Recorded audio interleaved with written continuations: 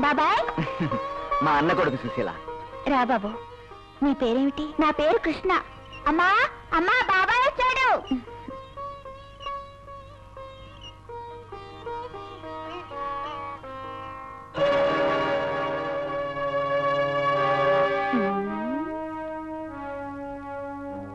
సురేష్, ఎవరిది?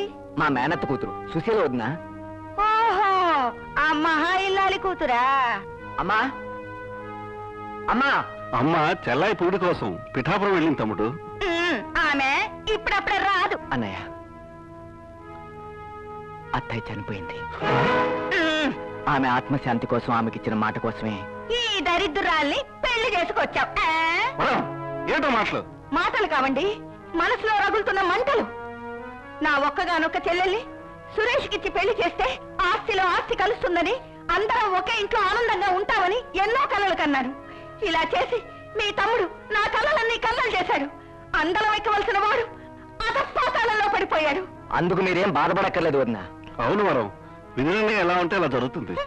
జరిగిందంతా మర్చిపోయి మమ్మల్ని క్షమించండి వదినా.